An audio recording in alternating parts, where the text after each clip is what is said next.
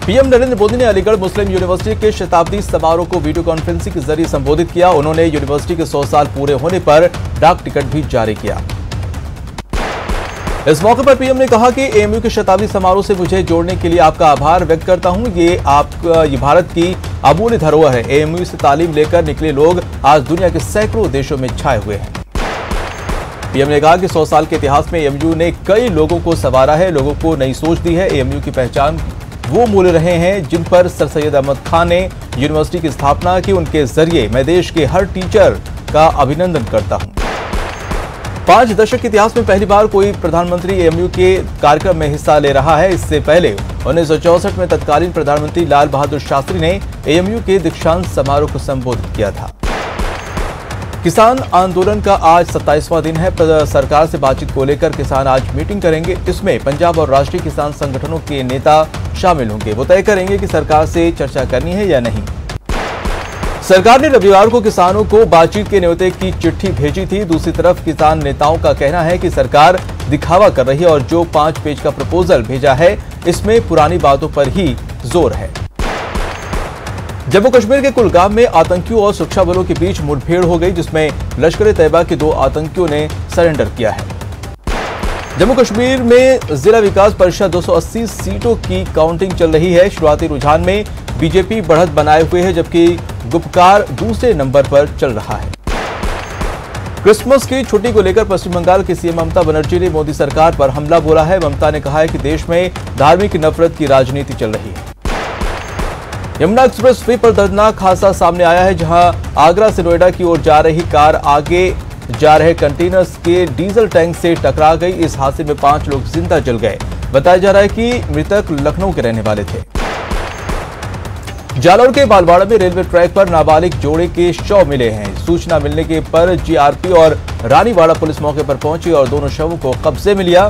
दोनों ही नाबालिग एक ही समुदाय के हैं। घटना के बाद मालगाड़ी पटरी पर 1 घंटे तक रुकी रही। भरतपुर के डीग में अज्ञात वाहन ने सब्जी विक्रेता को कुचल दिया, जिससे उसकी मौके पर ही मौत हो गई। मृतक पवन राजीव कॉलोनी का रहने वाला था। भीलवाड़ा जिला परिवहन विभाग के एक गार्ड की NH 79 पर ट्रक के कुचलने से मौके पर ही मौत हो गई। परिवहन विभाग में ये पिछले 1.5 वर्ष में चौथी घटना है जब एक गार्ड की दुर्घटना में मौत हो गई। कोटा के दाड़ देवी में पार्टी कर लौट रहे एक युवक की बाइक सवार एक युवक की अज्ञात वाहन की चपेट में आने से दर्दनाक मौत हो गई। हादसा उम्मेदगंज के पास हुआ। दौसा में मिट्टी ढहने से 2 लोगों की मौत हो गई। अवैध बजरी की खान ढहने से हादसा हुआ। सीकर के हापुड़ शेखावाटी में आग से हड़कंप मच गया। यहां केमिकल से भरा टैंकर जलकर राख हो गया। आग की चपेट में आने से 2 ट्रक भी जलकर राख हो गए। बाड़मेर के पचपदरा बाईपास पर टैंकर में भीषण आग लगने से अफरा तफरी मच गई। आग से हाईवे के दोनों ओर लंबा जाम लगा। फिलहाल आग पर काबू पा लिया गया है। जयपुर के सांभर में बड़ा हादसा हो गया। यहां एक युवक तालाब में गिर गया, जिससे युवक की मौत हो गई। सिविल डिफेंस की टीम ने रेस्क्यू कर शव को बाहर निकाला। जोधपुर की पीपाड़ थाना क्षेत्र में एक बीएसएफ के सब इंस्पेक्टर के साथ बस में मारपीट करने का मामला सामने आया है। बदमाशों ने बीएसएफ के जवान को बुरी तरह से पीटा, पीटते रहे जब तक जवान बेहोश नहीं हो गया। बारा में आपसी रंजिश के बीच चौराहे पर कुछ युवकों ने एक युवक पर चाकू से हमला कर दिया। इस दौरान एक हमलावर युवक को लोगों ने पकड़ लिया और उसकी जमकर पिटाई की। भरतपुर के भगोली गांव के पास बाइक सवार बदमाशों ने लूट की नीयत से किराना कारोबारी पर फायरिंग कर दी। गोली कार के शीशे को तोड़ते हुए निकल गई। दौसा में पेड़ से लड़का शव मिलने से सनसनी फैल गई। घटना लालसोट थाना इलाके के डिडवाना गांव की है। पुलिस मर्डर और सुसाइड दोनों एंगल से मामले की जांच कर रही है। सुरई के आबू रोड में दुकानदार को उलझाकर गले से 1 लाख रुपए की चोरी का मामला सामने आया है। पीड़ित की रिपोर्ट के आधार पर पुलिस ने केस दर्ज कर आरोपी की तलाश शुरू कर दी है। कोटा में ट्रोले की नंबर प्लेट बदलकर बजरी परिवहन के मामले में लगातार चौंकाने वाले खुलासे हो रहे हैं। मामले में पुलिस ने दूसरे आरोपी को भी गिरफ्तार किया है। पूछताछ में खुलासा हुआ है कि आरोपियों ने आरटीओ के बकाया टैक्स से बचने की नीयत से नंबर प्लेट बदल दिया था। भरतपुर जिले में यूपी की कुख्यात देवराज और प्रमोद फौजी गैंग पुलिस के हत्थे चढ़ी है। उद्योगनगर थाना पुलिस और डीएसटी की बड़ी कार्रवाई में गिरोह के 6 लोगों को गिरफ्तार किया गया है। गिरोह के बदमाश भरतपुर शहर में चैन स्नैचिंग कर रहे थे।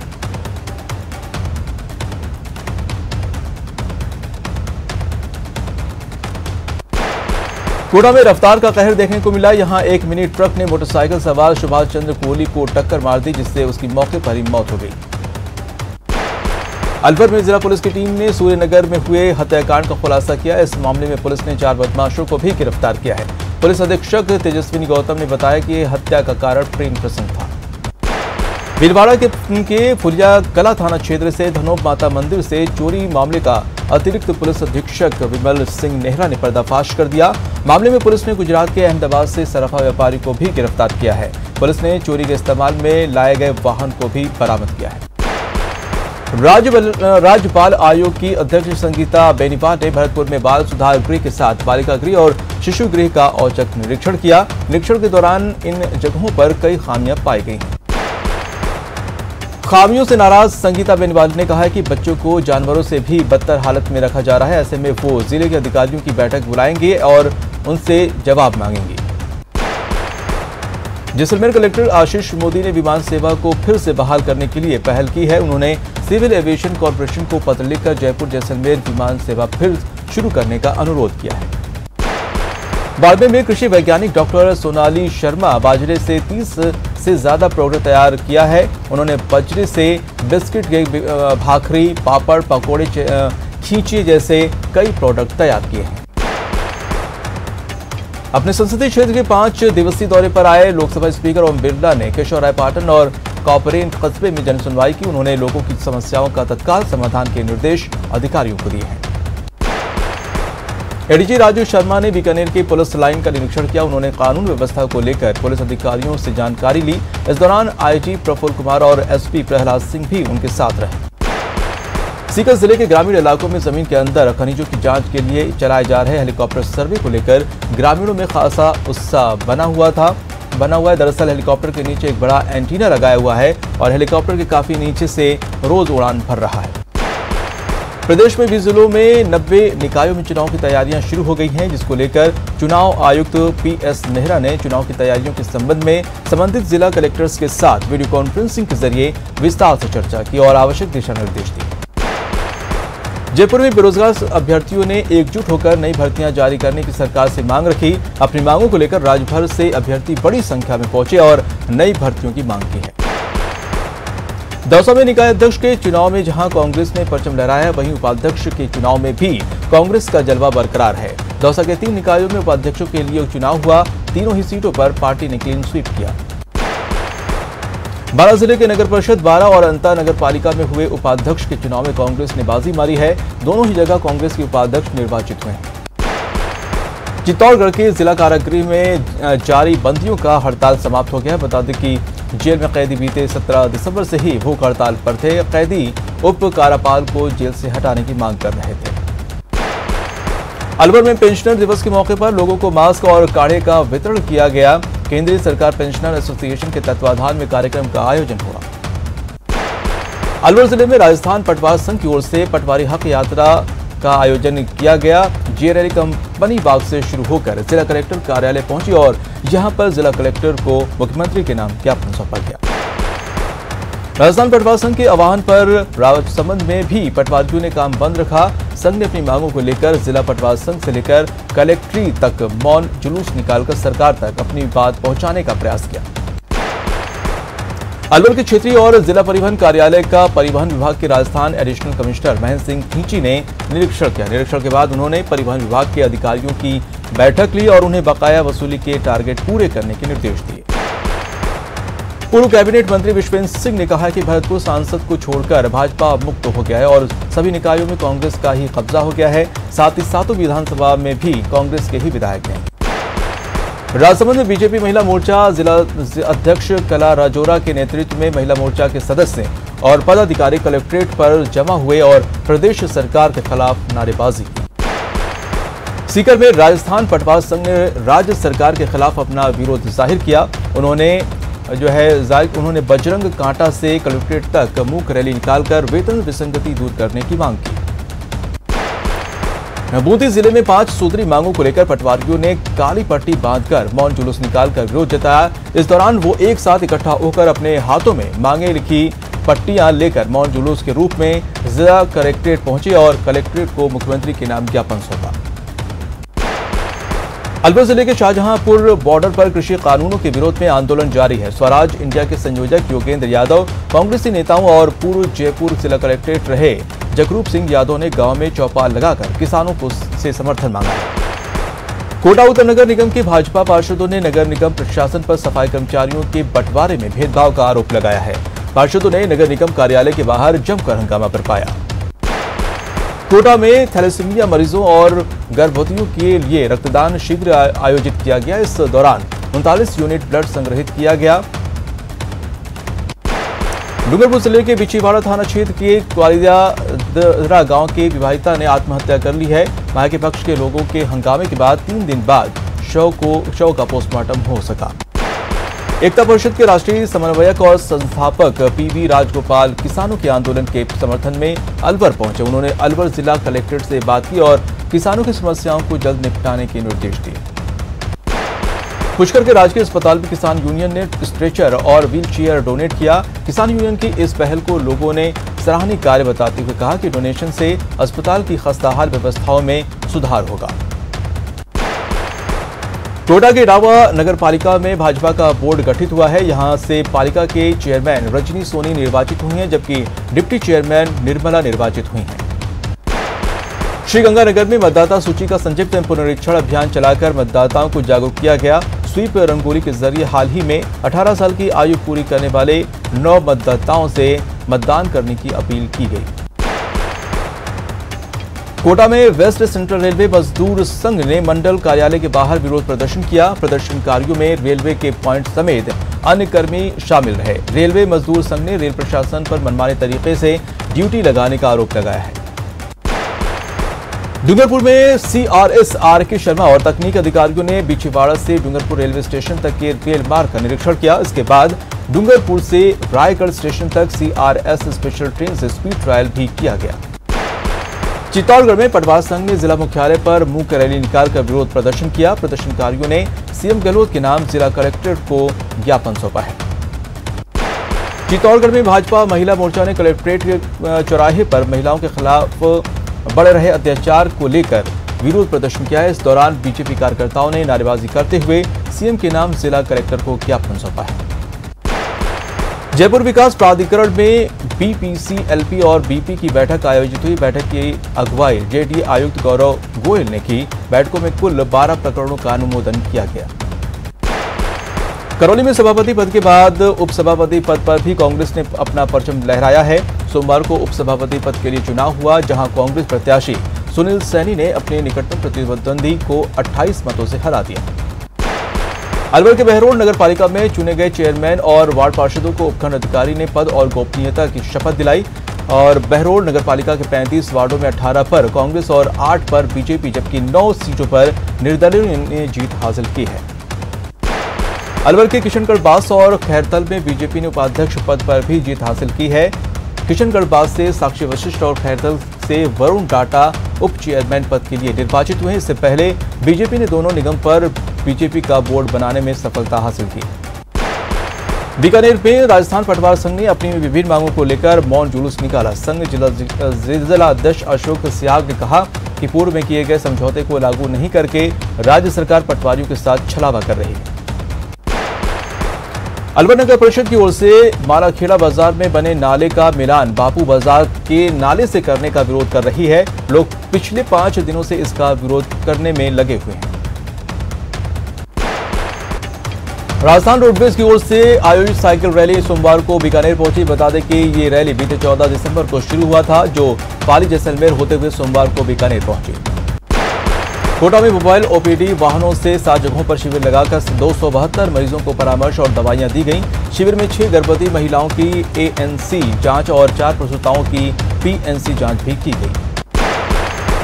सीकर में सरकार के 2 वर्ष का कार्यकाल पूर्ण हो जाने पर बीजेपी महिला मोर्चा की ओर से सरकार का विरोध किया गया और कलेक्ट्रेट पर प्रदर्शन कर राज्यपाल के नाम ज्ञापन सौंपा गया। नागौर जिले में बिजली कटौती को लेकर करोड़ों का व्यापार प्रभावित हुआ है, जिसको लेकर लोगों ने विभाग के खिलाफ प्रदर्शन कर आंदोलन करने की चेतावनी दी। पूर्व विधायक अमलाराम के नेतृत्व में कृषि सुधार कानूनों को लेकर शाहजहांपुर बॉर्डर पर चल रहा धरना 9वें दिन भी जारी रहा। कृषि सुधार कानूनों को वापस ले जाने की मांग को लेकर सीकर जिले के 11 किसान क्रमिक अनशन पर बैठ गए हैं। कृषि कानूनों को वापस ले जाने की मांग को लेकर दिल्ली में चल रहे धरने में अब सीकर से भी राष्ट्रीय लोकतांत्रिक पार्टी के कार्यकर्ता भाग लेंगे। सवाईमाधोपुर जिला मुख्यालय पर नगर निकाय चुनाव के मद्देनजर नगर परिषद में उपसभापति का चुनाव संपन्न हुआ, जहां कांग्रेस के अली मोहम्मद उपसभापति चुने गए। सीकर जिले में विचाराधीन कैदी की मौत के मामले में कैदियों के परिजनों के साथ विभिन्न संगठनों ने न्यायिक जांच की मांग को लेकर आक्रोश रैली निकाली। जिला कलेक्ट्रेट पर प्रदर्शन कर न्यायिक जांच करने की मांग की गई। किसान आंदोलन के समर्थन में सीकर कलेक्ट्रेट के बाहर कांग्रेस सेवा दल की ओर से एक दिवसीय उपवास किया गया। कांग्रेस सेवा दल के जिला अध्यक्ष नरेंद्र बाटड़ ने बताया कि सेवा दल ने किसानों के आंदोलन को अपना पूरा समर्थन दिया है। महाराष्ट्र सरकार ने कोरोना के कहर को देखते हुए मुंबई में नाइट कर्फ्यू लगाने का आदेश दिया है। सरकार के फैसले के मुताबिक महानगर पालिका क्षेत्रों में 14 दिनों तक नाइट कर्फ्यू लगाया गया है। नाइट कर्फ्यू आज से 5 जनवरी तक लागू रहेगा। सोमवार को कोरोना के आंकड़ों ने बड़ी राहत दी है। पिछले 24 घंटे के दौरान कोरोना के सिर्फ 19,556 केस सामने आए हैं। इसके साथ ही कोरोना का आंकड़ा 1,75,00,000 के पार चला गया है। वहीं पिछले 24 घंटे में कोरोना से 301 लोगों की मौत हुई है, जिसके बाद कोरोना से मरने वालों का आंकड़ा 1,46,000 के पार चला गया है। पिछले 24 घंटे में 30,336 कोरोना मरीजों को डिस्चार्ज किया गया। इसके साथ ही रिकवर हुए मरीजों की संख्या 96,36,000 को पार कर गई है। कोटा में राष्ट्रीय शहरी आजीविका मिशन के स्वयं सहायता समूह की 20 महिलाओं ने CAD सर्किल पर लोगों को मास्क पहनने के लिए जागरूक किया। उन्होंने कोरोना से बचाव के लिए लोगों से गाइडलाइंस का पालन करने की अपील की है। केंद्रीय स्वास्थ्य मंत्री हर्षवर्धन ने दावा किया है कि कोरोना का सबसे बुरा दौर अब खत्म हो चुका है और जनवरी से भारत अपने नागरिकों को वैक्सीन देने की स्थिति में होगा। स्वास्थ्य मंत्री डॉक्टर हर्षवर्धन ने कहा कि सरकार वैक्सीन की गुणवत्ता, सुरक्षा और उसके सटीक होने में किसी तरह का समझौता नहीं करना चाहती है। वहीं स्वास्थ्य मंत्रालय ने कहा है कि देश में इस वक्त कोरोना के 6 वैक्सीन का क्लिनिकल ट्रायल चल रहा है और ये वैक्सीन विकास के अलग अलग स्तर पर है। दिल्ली के एम्स में कोरोना वैक्सीन के 3rd फेज का क्लिनिकल ट्रायल चल रहे हैं। पिछले दिनों ट्रायल काफी धीमा हो गया था, लेकिन एक बार फिर ट्रायल ने रफ्तार पकड़ी है। कोरोना संक्रमण की दर कम होने और वैक्सीन पर गुड न्यूज के बाद एक बार फिर शिक्षा विभाग स्कूलों की रीओपनिंग की प्लानिंग में जुट गया है। वहीं इस मामले में मुख्यमंत्री अशोक गहलोत के स्तर पर फैसला होना है। बूंदी में जिला कलेक्टर आशीष गुप्ता ने पोस्ट कोविड केयर सेंटर का उद्घाटन किया। इस केंद्र पर आयुर्वेद, होम्योपैथी, यूनानी और योग के संबंध में चिकित्सा उपलब्ध रहेगी। अलवर शहर के जिला आयुर्वेदिक चिकित्सालय में पोस्ट कोरोना मरीजों के आयुर्वेदिक तरीके से उपचार के लिए आयुष पोस्ट कोविड सेंटर शुरू किया गया है। सेंटर रोजाना सुबह 9 बजे से शाम 4 बजे तक खुलेगा। कोटा में प्लाज्मा डोनेट का कारवां बढ़ता ही जा रहा है। कोरोना को मात देकर लौटने वाले लोग बार बार प्लाज्मा डोनेट कर मानवीयता की मिसाल कायम कर रहे हैं। स्वामी विवेकानंद नगर निवासी सौरभ जांगीर ने भी 5वीं बार प्लाज्मा डोनेट किया है। श्रीगंगानगर जिले में कोरोना की रफ्तार थमती नजर आ रही है। कोरोना के 3 नए मामले सामने आने के बाद जिले में एक्टिव केसेस की संख्या मात्र 30 रह गई है, जिससे 41 लोग कोरोना के चलते अपनी जान गंवा चुके हैं। कोटा में कोरोना का कहर जारी है। जिले में कोरोना के 72 नए मरीज सामने आए हैं। जिले में कोरोना पॉजिटिव मरीजों का आंकड़ा 17,700 के पार पहुंच चुका है, जिसमें 700 केस एक्टिव हैं। कोटा के तलवंडी स्थित आयुर्वेदिक चिकित्सालय में पोस्ट कोविड सेंटर शुरू किया गया है। पोस्ट कोविड सेंटर में कोरोना नेगेटिव होने के बावजूद ठीक नहीं होने वाले रोगियों का उपचार किया जाएगा। कोटा में कोरोना से निपटने के लिए चिकित्सा विभाग लगातार मुस्तैदी दिखा रहा है। जिले में कोरोना महामारी से निपटने के साथ ही मौसमी बीमारी dengue, malaria, chikungunya, swine flu और स्क्रब टाइफस की जांच के लिए 7,220 घरों का सर्वे किया गया। देश भर में सर्दी का कहर जारी है, जबकि राजस्थान में न्यूनतम तापमान में बढ़ोतरी से लोगों को ठंड से थोड़ी राहत मिली। मौसम विभाग के अनुसार राज्य के मैदानी भागों में न्यूनतम तापमान में थोड़ी बढ़ोतरी दर्ज की गई है। भरतपुर में ठंड के कारण जनजीवन अस्त व्यस्त हो गया है। लोग ठंड से बचने के लिए अलाव का सहारा ले रहे हैं। ठंड के कारण फसलों को नुकसान होने की भी आशंका जताई जा रही है। कोटा में आज मौसम में बड़ा बदलाव आया है और इस सीजन का सबसे घना कोहरा देखने को मिला है, जिसके कारण विजिबिलिटी सिर्फ 800 मीटर रह गई है। वहीं न्यूनतम तापमान में भी आज गिरावट दर्ज की गई।